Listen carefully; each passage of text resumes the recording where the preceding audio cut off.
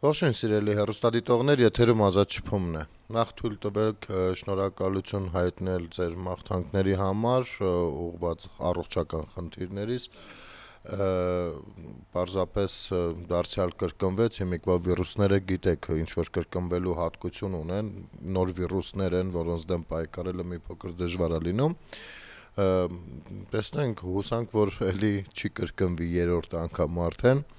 Ամեն դեպքում շնորհակալություն նաև ձեր համբերության համար եւ այն հետաքրքրությունների համար, թե որտեղ է հաղորդումը եւ իհարկե այդ ամեն ինչը կապված էր իմ առողջական խնդիրների հետ։ Դու փառք Աստծո, կարծես արդեն ամեն ինչ անցել է ու շարունակենք մեր աշխատանքը։ Ցավոք, իսկապես ցավոք ես անցյալ շաբաթ հենց հիվանդացել էի, որովհետեւ այնքան բան, որ կատարվում էր անցյալ շաբաթվա ընթացքում, հավատացեք ինքս մահճակալում պարկած հազիվ էի ինձ զսպում, որ այդ ամեն ինչին չանդրադառնամ, էլ չգիտեմ, պապի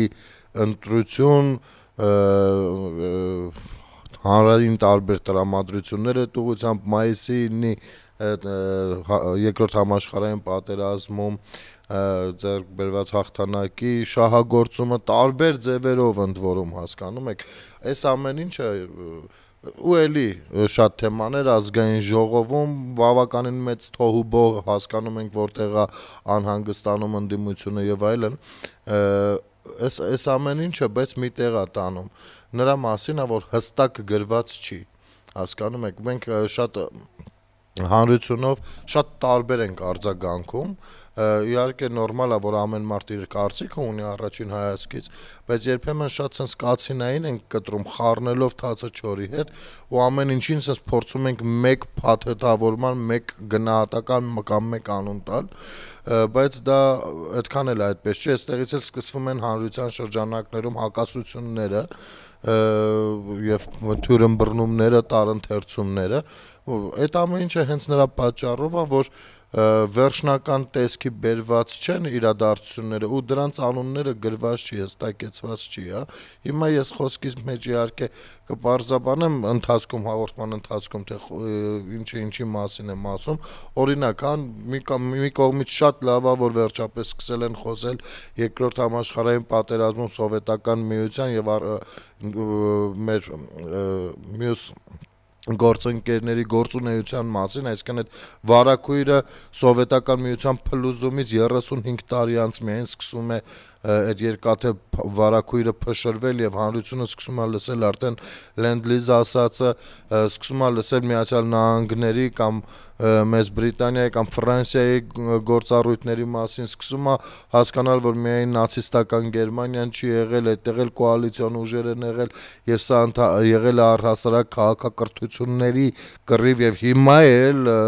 80 տարի անց դարձյալ քաղաքակրթական պատերազմի մեջ ենք այդ աշխարհակարգի փլուզում, նոր աշխարհակարգի կառուցում, որ ասում են, դա քաղաքակրթական էվոլյուցիոն շրջանների մասին է եւ մենք ապրում ենք հիմա այդ փուլը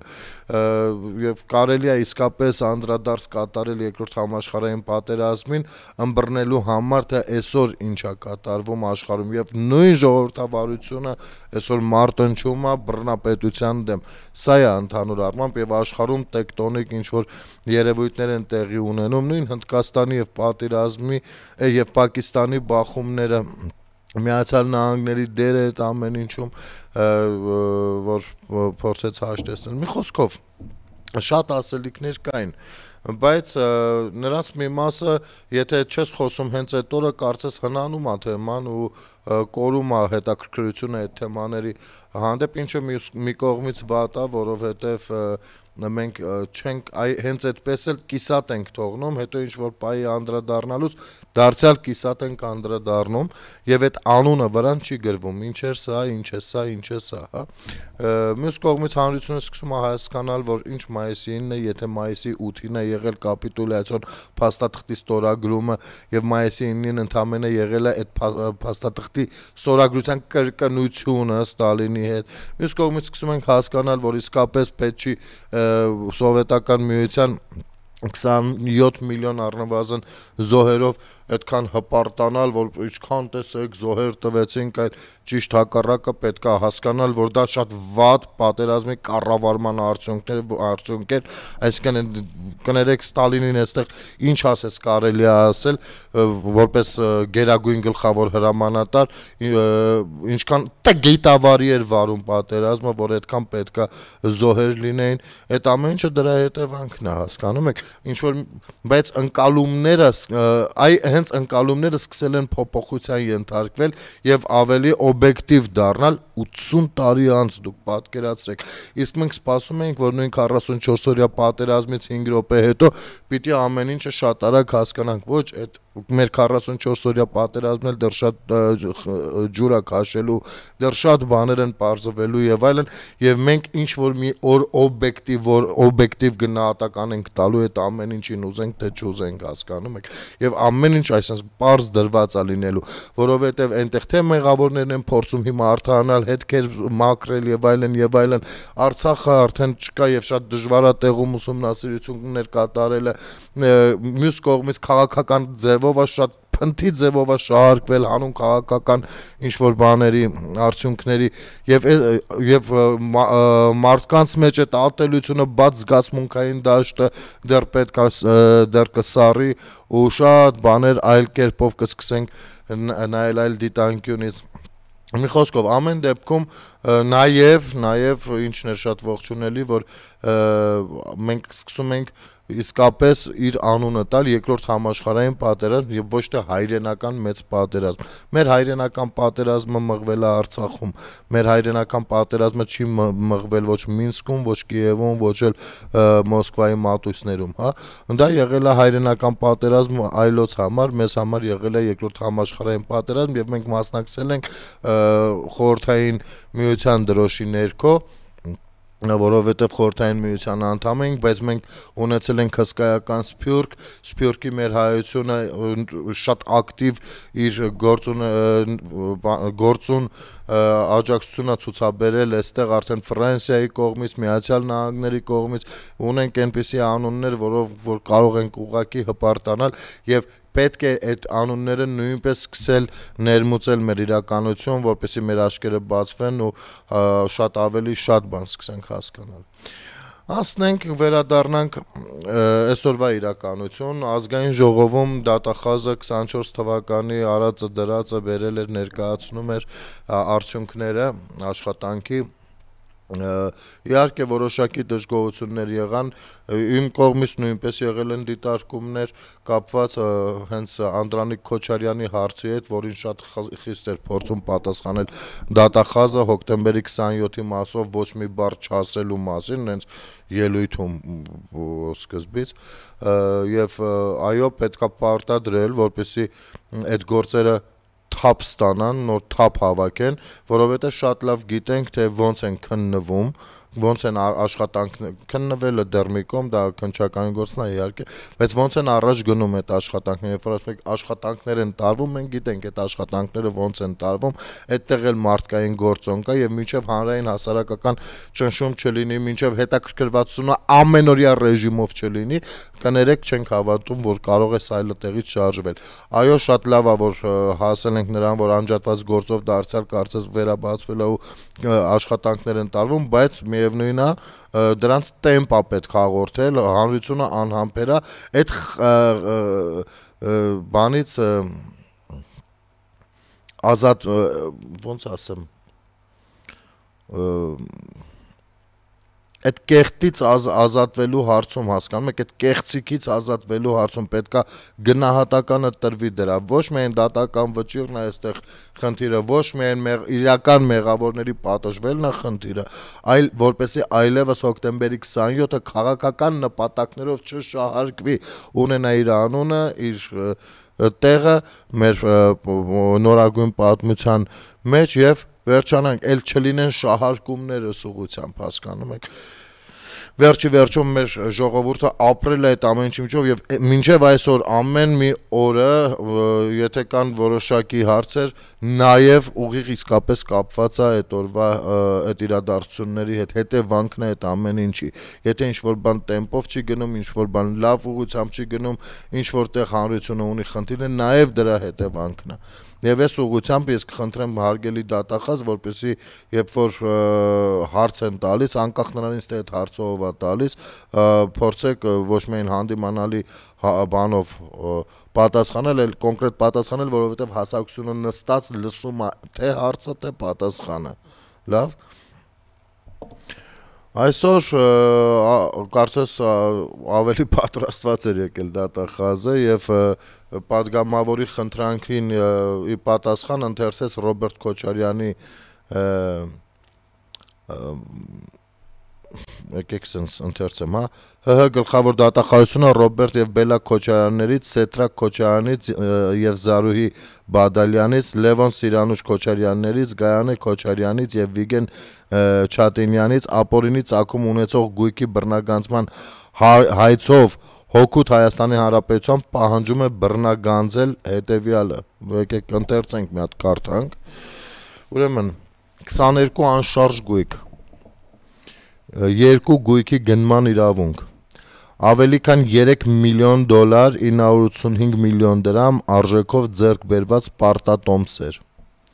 ավելի քան $1.4 միլիոն չափով ավանդ,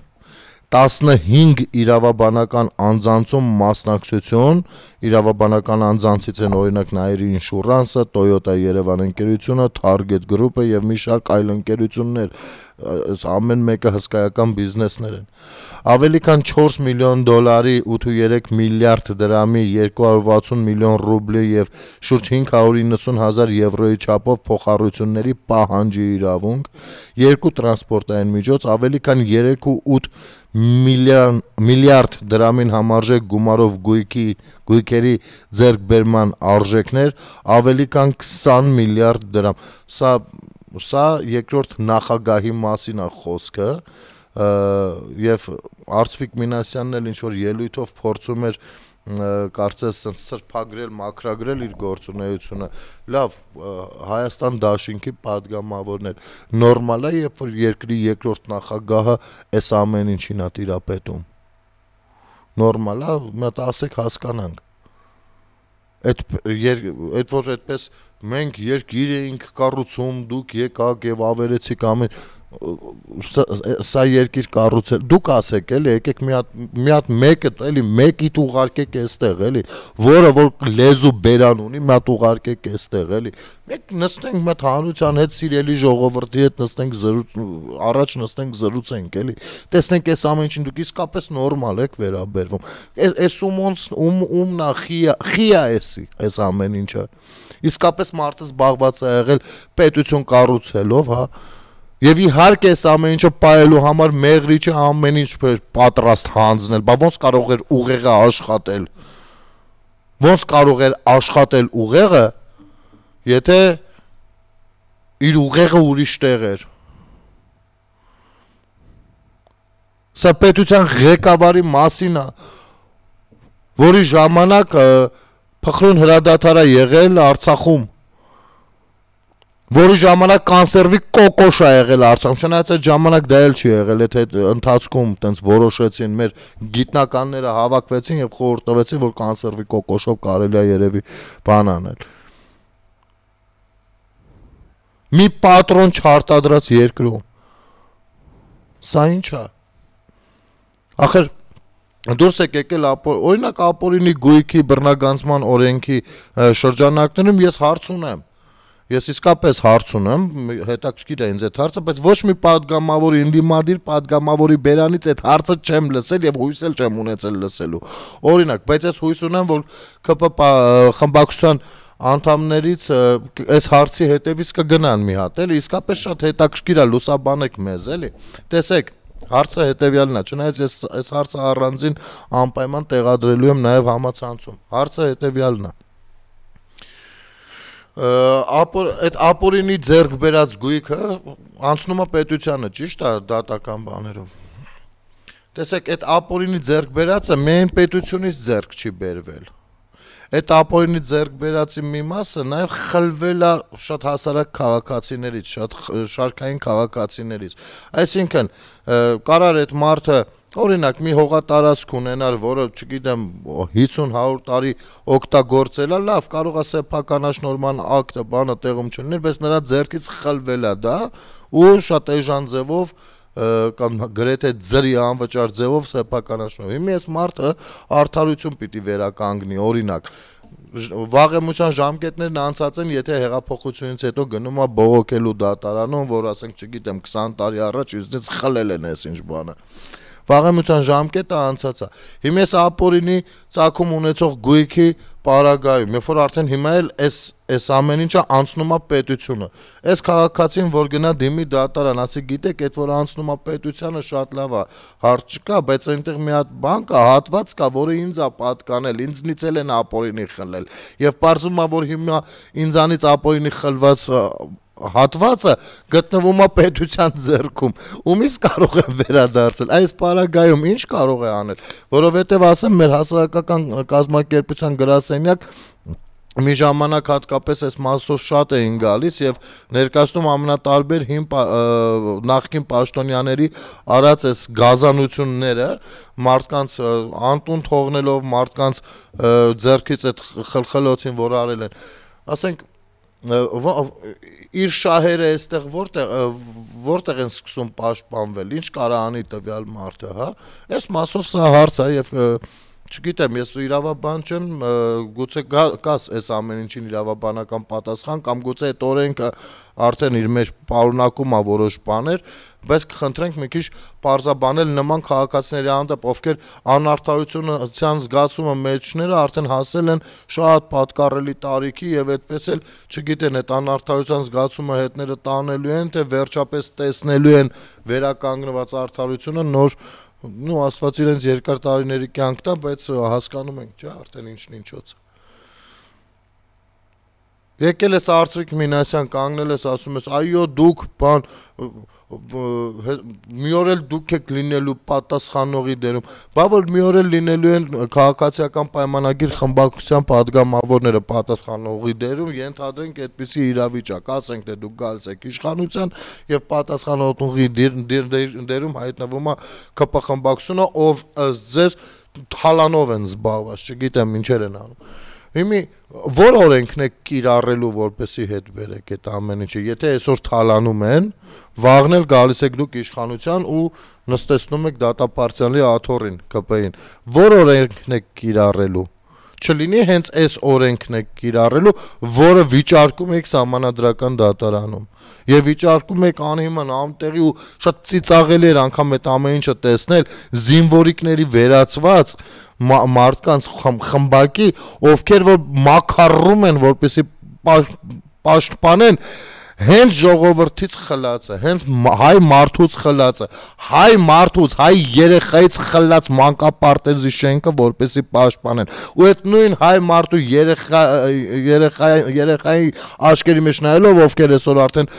հասուն մարդիկ են, նայելով ասում են, գիտեք, նրանք դավաճան են, մենք ազգային ենք, հա։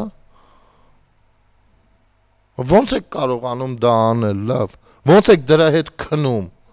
Ոնց եք դրա հետ գնում հաց ուտում, ասենք ոնց այդ մտքերի հետ դուք ոնց եք ապրում, այդ արարքների հետ ոնց եք ապրում, ոնց եք հաշտ։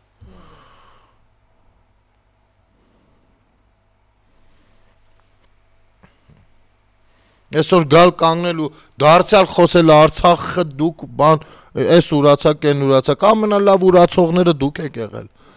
Իդեալական ուրացողներ, իդեալական։ Եվ տեսեք ժողովուրդ ջան, շատ հասարակական մի բան ասեմ ձեզ։ Նրանք պաշտպանում են իրենց գույքը եւ որպեսի պաշտպանեին դա, ատելության քարոզ էին լցնում, ստեր կեղծիկներ, որ տեսեք սրանք թալանում են, մենք ինչ ենք արել, մենք ոչ մի բան չենք արել։ Ժողովուրդ ջան, եկեք մեզ հետ եղեք, մենք ազգայինն ենք, եկեք փոխենք Հայաստանը դարձնենք ավելի լավը։ Հայ մարդ, տեսնում ես, որ քեզ խափում ու դարձնում էին իրենց պեշկեն, որպեսի քո միջոցով, քո Պողոսի, Պետրոսի, Մարտիրոսի 1000-ի, 10,000-ի, 50,000-ի օգնությամբ կարողանային հեղաշրջում անեն։ Այ դրա համար են ձեզ սպասարկում այդ թույնն ու թարախը, ու իբր իրենք ազգային ուժերն են, ու իբր այսօրվա իշխանությունները ինչ-որ բաներ են ուրանում կամ հանձնում։ Այ դրա համար, որպեսի քո ուղեղը, այ դրա համար են մարտնչում, որպեսի քո ուղեղը մի հատ նորմալ ինֆորմացիա չմտնի, նորմալ օբյեկտիվ քննարկում չլինի, ոչինչ չմտնի, որպեսի դու չկրթվես, այո, որպեսի դու չվերանայես այդ ամեն ինչը, որպեսի օբյեկտիվ գնահատական չտաս այդ ամեն ինչին, այլապես չես կարող լինել իրենց պեշկան։ Եվ քո միջոցով ուզում են քո երեխայից խլածը վերականգնեն իրենց օգտին, հասկանում ես։ Եվ քեզ համոզում են, թե քո բոլոր դժբախտությունների մեջ այսօրվա իշխանությունն է մեղավոր։ Կարճ դադար մեր եթերում։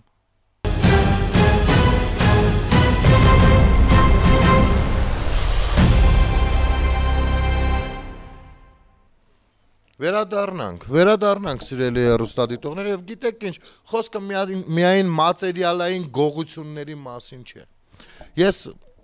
այս մատերիալային գողությունները միշտ եմ ասել, որ այս ամեն ինչը այսպես թե այնպես տեսանելի ու շոշափելի է ու այսպես թե այնպես վերադարձվելու է ժողովրդին։ Դա չի խնդիրը։ Այնտեղ շատ ավելի կարևոր բաներ կան, որոնք ուղիղ ազդել են մեր ազդեցության, մեր մտածելակերպի, մեր տրամադրությունների, մեր դաստիարակության վրա։ Ես մի հատ հասարակ բան ձեզ հարցնեմ։ Կներեք, ես հիմա բացեմ իմ ընկերներից մեկի գրառումը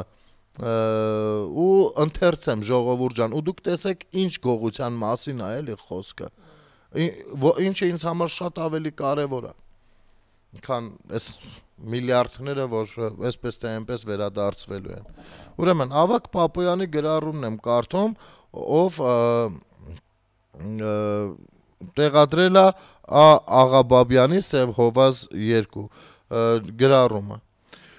Շուշիի գրավմանը մասնակցել է 1756 մարդ, եւ այդ 1756 հոգու մեջ մտցված են նաեւ վարորդները, հարձակմանը չմասնակցած, բայց Ստեփանակերտում գտնվող ու օպերացիային ինչ-որ կերպ առնչված մարդիկ։ Բայց Շուշիի գրավման համար մեդալ է ստացել, չզարմանաք, 2200 մարդ, ընդ որում իսկական մասնակիցներից 300 հոգի չի ստացել։ Այսինքն այդ ուռճացված 2200 մեդալ ստացողներից 744-ը ընդհանրապես Շուշիի գրավման հետ կապ չունեն։ Իսկ Շուշին գրավող Ասկոլկային էլ հետմահու մասնակցի մեդալ են տվել 9 տարի հետո։ Այսպես կերծվում է պատմությունը մեր աչքի առաջ, մեր իսկ կենդանության օրոք։ Այո, տգեղ է, բայց մենք այդ պատմությունը ստեղծողներն ենք, ոչ թե գրողները։ Հասկանում եք, չէ՞ ինչի մասին է խոսքը։ 1756 մարդ մասնակցել է այդ օպերացիային։ Մեդալ ստացել են 2200 հոգի մարդ։ Ընդ որում այս 1756 իսկական մասնակիցներից 300 հոգին հələ չեն ստացել մեդալ։ Իսկ հենց Ասկոլկան մասնակցի մեդալ է ստացել 9 տարի անց։ Այ սա գաղափարական գողությունն է, սա մշակութաբանական ցեղասպանությունն է, որը ձեր եւ ձեր քաղաքական թիմերի խղճին է դրած, խղճին։ Եվ այս գնահատականները կներեք հեչ ուռճացված չեն, ճիշտ հակառակ։ Այս ամեն ինչի պատասխանատուն ով է բա։ Եթե դուք անգամ հաղթանակն եք պղծել,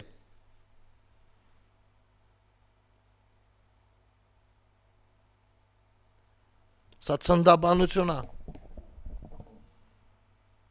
Ինչու եք դա արել։ Ինչու եք աղավաղել, ինչու եք կեղտոտել։ Շատ էիք սիրում Շուշին, ուզում էիք մասնակցել, ուզում եք դե մի 50000 հոգու տայեք այդ մեդալից։ Ինչ ա եղել որ։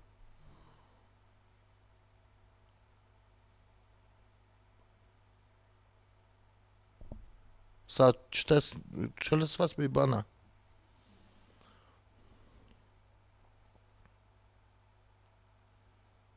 Սա մշակութաբանական ցեղասպանություն է իրագործված այն երկու խմբակցությունների կողմից, ովքեր ներկայանում են իբր ազգային ուժեր, բայց չես կարողանում հասկանալ, որ ազգի ազգային ուժեր, կարող ենք հասկանալ, որովհետև ձեր գործառույթները ոչ մի կերպ հայ ազգային չեն։ Անգամ եթե դնենք ազգայինի տակ, հայ ազգային չեն, այդ հաստատ։ Եվ դրա մասին նաև ձեր քաղաքական խավոր դու ես պատիվ ունեմի էլ, Մամիջանյաններ, չէ ասում, եթե Ռոբերտ Քոչարյանը դնի տեխնացիոն վարչապետի, մենք կպաշտպանենք այդ տեխնացիոնը։ Իսկ Հայաստան դաշինքի առհասարակ քաղաքական առաջնորդն է, ինքներ չէ ասում, բանը հայերն են մեղավոր։ Հիմա հարց եմ տալիս, դուք որ ազգի ազգային ուժերն եք։ Եթե հայերն են մեղավոր 44 օրյա պատերազմը հրահրելու մեջ։ Դուք հայերն եք,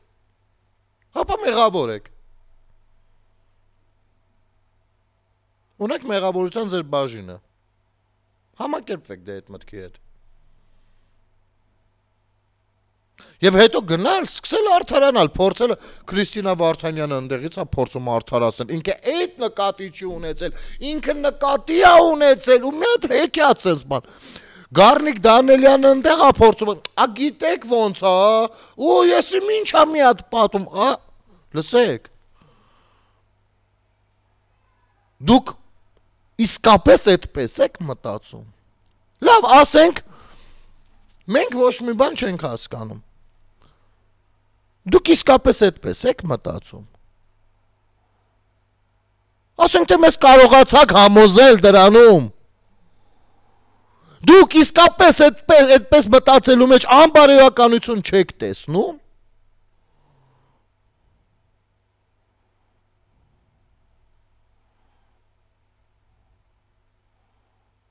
Կամ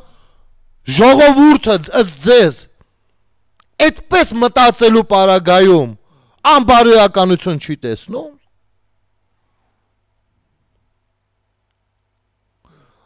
Ամենահետաքրքիր իմիջայլոց Քոչարյանից խոսեցինք, ցավոք սրտի ես հիվանդացա ու Սերժ Սարգսյանի հարցազրույցից չխոսեցինք։ Նույն հայկական համալսարանում իրար կրնկակող գնում են։ Այսօր ես խորհուրդ կտամ մի հատ Շարմազանովին ուշադրություն դարձնի Ռոբերտ Քոչարյանի գրասենյակից ճշտի ժամը քանիսին է Քոչարյանը գնում զուգարան, որ Սերժին ուշի Սերժն էլ այդ ժամին գնա զուգարան։ Մեկը ուր գնում է, նույն բանը կրկնում է, այն մյուսն է կրկնում։ Այն մեկը գնաց, չգիտեմ, հայկական համալսարան, թե այդ որն է, այդ չգիտենք։ Գնաց հայկական համալսարան ուսանողների հետ հանդիպելու, մի քանի օր հետո այն մյուսը գնաց հանդիպելու։ Ու ամենաուժեղ ինքնախոստովանականը, որը ներկայացրեց Սերժ Սարգսյանը։ Ասեց, ես հրահանգել էի, որպեսզի լրագրողները ապրիլի 24-ին Ռոբերտ Քոչարյանին շատ նեղը չգցեն։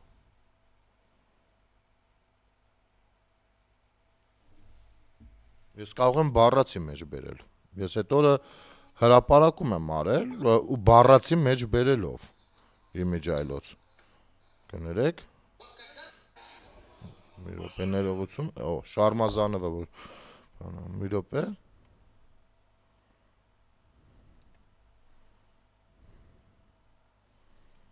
Բառացիները մեջ բերեմ, որ հանկարծ հայսա։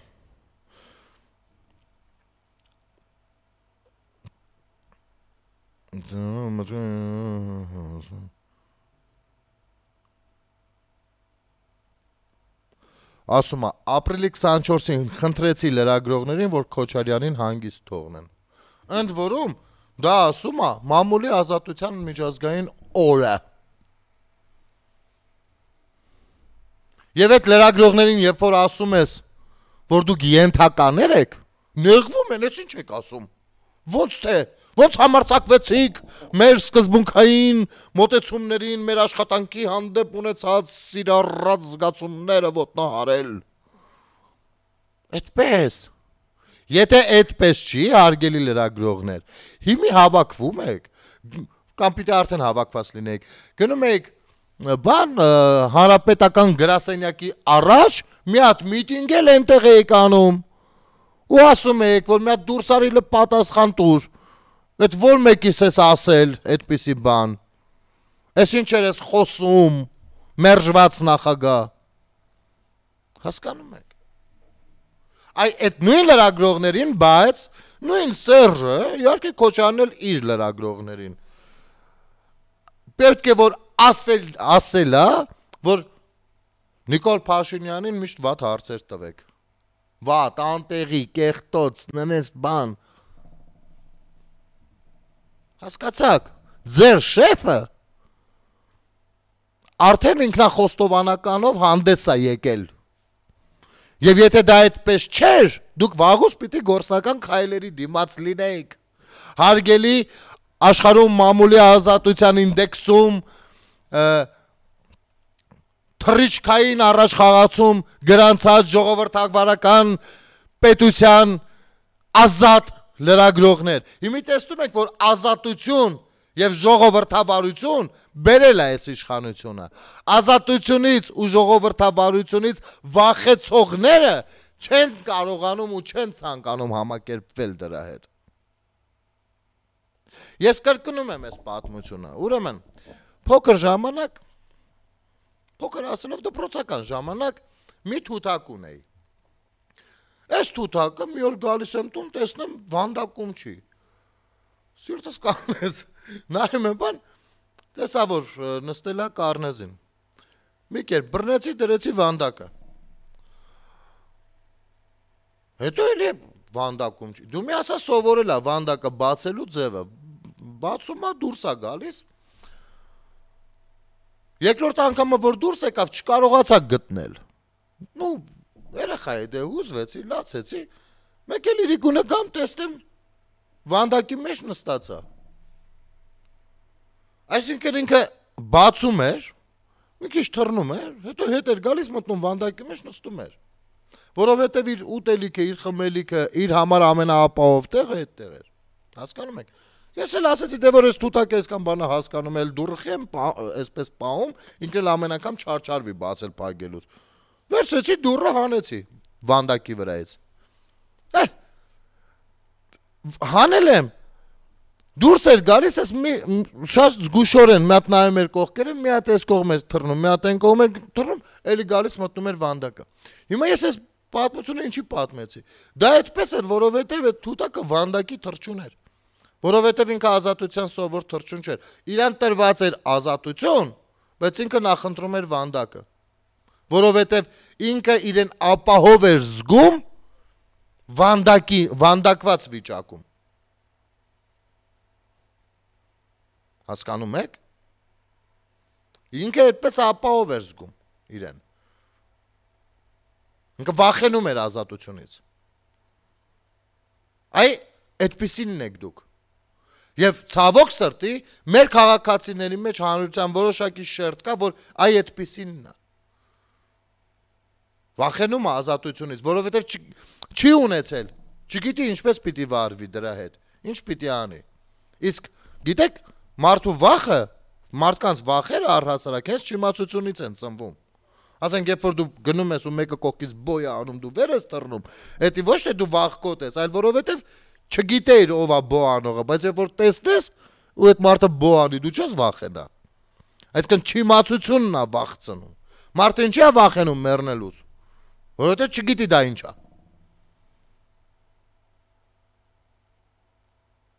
Վախը չիմացության մեջ է։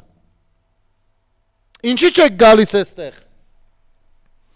Նստենք զրուցենք։ Վախենում եք, որովհետև չգիտեք ոնց եք դուրս գալու հարցերի տակից։ Որովհետև անգամ չգիտեք խոսակցությունը որ կողմ կգնա ու հանկարծ ինչ հարց կառաջանա։ Չգիտեք, դուք վախենում եք։ Իսկ ես չեմ վախենում։ Գիտեք ինչի չեմ վախենում։ Չէ, ոչ թե որովհետև ես քաջ եմ բան ձեզանից։ Չէ, մարդու մոտ չափով է դրած ամեն ինչից մի քիչ։ Ես չեմ վախենում, որովհետև ես նորմալ եմ ընդունում սխալվելը։ Ես սխալվելու պարագայում կարողանում եմ ասել ներողություն։ Եվ կարողանում եմ վարքագծից մեջ մտցնել փոփոխություններ։ Օբյեկտիվորեն կարողանում եմ ընկալել դա։ Իսկ դուք ոչ, որովհետև դուք սահմանափակ եք։ Ունեք սահմանափակ մտածողություն Եվ բնականաբար չիմանալով էլ ինչ պետք է անել, ինչ որ մարդիկ կան, երբ որ ինչ որ նույն ազատությունից չեն վախենում, ինչու չեն վախենում, իրենք էլ չգիտեն, չէ՞ դա ինչ է, բայց չեն վախենում, փորձում են, ասում են մի հատ եկեք այսպես փորձենք, այնպես կիրառենք, տեսնենք, սա ինչ է։ Կարող են վախենալ օրինակ դրա հետևանքներից։ Եվ այդ վախը պետքա բերի ինչ որ որոշումների։ Հասկանում եք։ Բայց քանի որ դուք նաև որոշում կայացնելու բան չունեք, դուք ոսկե միջակայություններ եք, KGB-ի հիանալի կադրեր։ KGB-ն այդպիսի կադրեր է միշտ փնտրում, միջակայություններ։ Մարդիկ, ովքեր չեն կարողացել իրենց մասնագիտական ոլորտում առաջխաղացումներ գրանցել լուրջ։ Եվ մնացել են բան, այտենց բողոքական մակարդակի կան, չէ՞ այդպիսի մարդիկ են, որ սրանց ծանոթները առաջ բրդին հաստատ, սրան չգիտեմ ինչ եղավ, ու չեն ասում, որ ես վատ մասնագետ էի։ Այո, ավարտեցի ինստիտուտը, բայց լավ չեմ սովորել կամ ընդունակ ուսանող չեմ եղել։ Եվ չեմ կարող այդ ամեն ինչով զբաղվել։ Այնպես, ինչպես զբաղվում է այն մյուսը, ինչպես չի վախենում ու փորձում է այն մյուսը։ Այսպիսիներին, ովքեր միջից ունեն արդեն բողոք եւ ատելություն իրենցից ավելի տաղանդավոր մարդկանց հանդեպ, սրանք հիանալի մատերիալ են KGB-ի համար։ Եվ այդպիսին է հենց Ռոբերտ Քոչարյանը նաև, ով պիտի պոլիտեխնիկա ավարտեր Բաքվի զանգով, որովհետև պետք էր ինստիտուտ բաներ պետք, դիպլոմեր պետք առաջխաղացման համար պարտիայում։ Հերական, մի կերպ զանգերով է ավարտել։ Բա ոչ չպիտի ատի այդտեղի լավ ոչ չպիտի ատի ինքը գիտնականներին։ Մի հատ ինձ ասեք իմանամ։ Նա պիտի ատեր գիտնականներին, որովհետև նրանք հաջողությամբ ըմբռնում էին դասը եւ գնում փորձեր էին անում։ Նա պիտի ատեր, որովհետև իր մոտ ոչինչ չէր ստացվում, ծույլ էր նա, ծույլիկ։ Իր ուսանող ծանոթներից կան, պատմում են։ Ու շատ մանրամասն ու մանրակրկիտ են պատմում որոշ դետալներ։ Հետո էլ իհարկե պետք է արդեն դառնար Ալիևի կադրը, ով Սադարակում երբ որ իր քաղաքական քավորին երբ որ հանդիպեց, պիտի բերանը բաց մնար ու չհասկանար թե ինչու են Արցախն ու Մեղրին առաջարկում փոխանակել, այդ եթե իրենք էին առաջարկում։ Դեռ այդտեղ հարց է, որովհետև Wikileaks-ը լրիվ հակառակ բանն է ասում։ Չի կարող ամբողջ աշխարհը սխալ լինի, դուք ճիշտ։ Ձեր ոսկե միջակայությամբ այնել։ Եվ բնականաբար այս մարդու ժամանակ պիտի գիտություն չզարգանար Հայաստանի Հանրապետությունում։ Տեխնոլոգիաներ չպիտի զարգանային Հայաստանի Հանրապետությունում, արտադրություններ չպիտի զարգանային Հայաստանի Հանրապետությունում, չպիտի զարգանային։ Դրա համար պիտի գույք պարտքի դիմաց տար, զավոդն ինչ են անում։ Ինչ են անում ձեռնարկությունները, ստրատեգիական ձեռնարկությունները, ինչ են անում։ Գույք պարտքի դիմաց։ Հետո հարցը տալիս ասես Ագնեսա Խամոյանը լրագրող ժամանակ հարց է տալիս իբր այնց հանրությանը բան հանրության մեջ շրջանառվող այդ հարցերի շարքից էլի, ասես գույք պարտքի դիմաց բանը լավն էր։ Քոչարյանի պատասխանը այո, լավն էր։ Ասում են ինչու։ Այսինքն մի հատ բարձաբանը ինչով էր լավը։ Պատասխան։ Իսկ ինչու ոչ։ Ինչու ոչ է ժողովուրդը 30 տարի, 20 տարի է ասում է։ Դու ասա քոնը։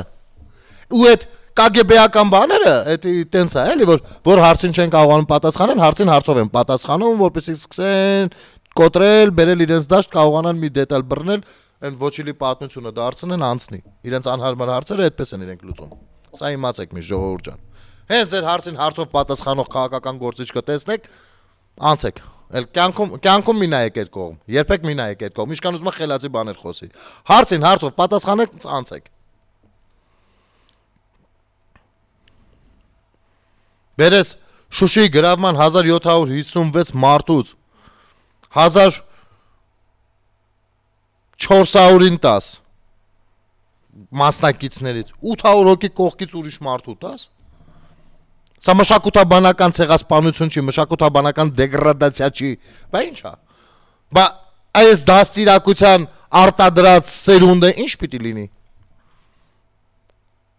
Սա մի դրվագա, սա մի հատ, չգիտեմ, այն լուցկու մեծ արկղի միջին մի հատիկ կա, մի հատիկ, տենց տուփի մի հատիկ լուցկու չոփ ասա, այս օրինակը։ Ձեր արած մշակութաբանական ցեղասպանության առաջ։ Եվ մշակութաբանական ցեղասպանության մեջ մտնում են այո, նաև այդ բորբոսակալած դպրոցները, որոնք քիչ-քիչ քանդվում էին, որպեսզի սեփականաշնորհվեին ձեր կողմից։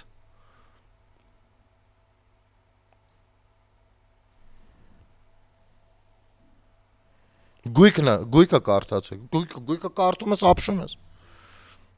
Մսա նախագահ է, չէ, թող լիներ բիզնեսմեն, հաջողակ բիզնեսմեն, գնալ իր միլիարդները աշխատել իր բիզնեսով, ասինքն դու մարդը, օրինակ ես բիզնեսի մարդ եմ, ինձ մոտ չի հաջողվում, իր մոտ հաջողվում է մարդը բնածին բիզնեսմենի, այդպես մարդուն կբերեն կդարձնեն բան, նախագահ, այդպեսի մարդը բիզնեսի մեջ է պետք, որ աշխատատեղեր բացի, սպասարկի այդ ոլորտը, հարկեր մուծի եւ այլն, այդ մարդուն ինչ եք իր բիզնեսից կտրում բերում նստացնում նախագահ զորով։ Համատեղության կարգով։ Հայ քեզ բան։ Ու այսօր կանգնել եք ազգային ժողովում ձեզ եք ցույց տալիս։ Սեյրան Օհանյան կանգնել, ինչ է իր ասում Նիկոլ Փաշինյանին, մոտեցել ինչ է իր ասում։ Նու, անցյալ շաբաթ։ Այո, ոդկից գլուխ կոռուպցիա եք, այո, բանակում զինվորի անդրադվարտիկը գողացած կերած քաղաքական գործիչներ եք։ Այո, զինվորի զուգակուլպաները կերել եք։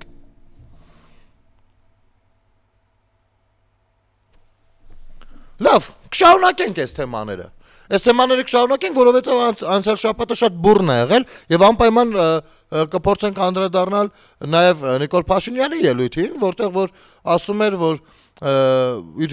անհասկանալի բան է կատարում, այսքան խնդիրների մեջ գնում ես ոգևորված, որ ես ինչ փոփոխություն նա եղել, ինչ փոփոխությունը, մարդիկ ասում են, այդ հեչ, դու ասա ներկայացին երբ ես դատում։ Այս թեմային նույնպես կանդրադառնանք։ Սա շատ կարևոր թեմա է եւ կքննարկենք միասին, սիրելի հեռուստադիտողներ։ Եթերում ազատ շփումներ կհանդիպենք։